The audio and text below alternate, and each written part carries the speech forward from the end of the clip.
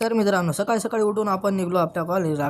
आज आपल्या कॉलेजला येणार होते विठ्ठल कांगणे सर. मग काय झाले पोरं जमा आणि निघालो आपण आपले मित्र घेऊन हॉलकडे. तर सर्व मुलांची गँग आणि आपण निघालो हॉलमध्ये आणि मग आले आपले सर. केला सरांचा सत्कार. तर ऐकूया सरचं लेक्चर. कई हार बाकी है, कई जीत बाकी है, मेरे जिंदगी का कई सार बाकी है. यहाँ से कर ली है मैंने मेरी जिंदगी की शुरुआत. ये तो किताब का एक पन्ना था, अभी तो पूरी किताब बाकी है. एवढा भिकार छोटे आपल्या बाजूला येऊन बसतो, आपल्या कानात येऊन सांगतो अर्धा तास झाले फक्त तुझ्याकडेच पाहू लागली. दुसरा शोधला होते, हिचा अकाउंट पब्लिक आहे का?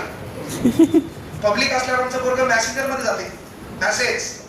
आमचं पोरग डायरेक्ट पुढील बोलत नाही, पण एक धाडस करते, एक टिंब पाठवते. आमची ताई रिप्लाय देत नाही, लगेच आमचा पोरगा क्या कमी राहिले देखो और सुधार करो. आमचा पोरगा 3 टिंब तरी ताई आमचा रिप्लाय देत नाही.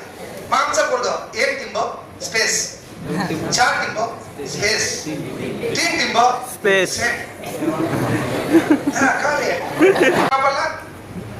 मोटिवेशनल स्पीकर ते तरी कदाचित नाही.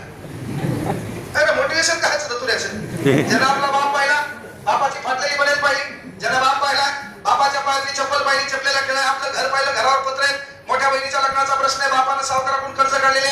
गावात बऱ्यापैकी दिवाळीत बाकीच्या घरावर लाइटिंग होती, आपल्या घरावर लाइटिंग नाही. अरे मग तुला धतुरा भाषणाची काय गरज आहे? त्या बापाकडे पाहायचं, हेच फार मोठं मोटिवेशन आहे ना. तू इथं बसणार, बाकीच्या आपल्याला आवडी निवडी शर्ट घ्यायला गेला, मित्राला विचारतो कसा दिसायला. आपल्या डोळ्याला काय झालं? गावीचं पोरग जर बॅग मध्ये चाकू घेऊन फिरत असेल तर परिवर्तन कुठे आहे? सध्या महाराष्ट्रातलं पोरग याच्याकडे मोबाईल आहे, त्याच्या मोबाईल मध्ये रील मध्ये 5-3 गोष्टी आहेत. पहिली गोष्ट काय आहे? पोस्ट. त्याची पहिली गोष्ट पोस्ट आहे, बरोबर आहे.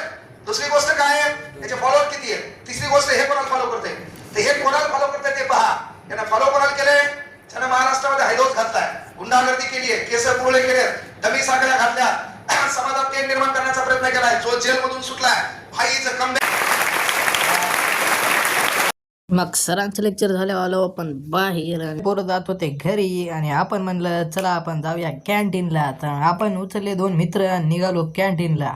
मग बसल्यावर आपण घेतला चहा आणि चहा घेऊन निघलो आपण घरी. जाताना आपल्याला सापडला आपला मित्र जो की घालत होता स्विमिंग पूल मध्ये सायकल. तर आम्हाला हेच कळत नाही की परभणीत खडी आहेत किंवा खड्यात परभणी आहे.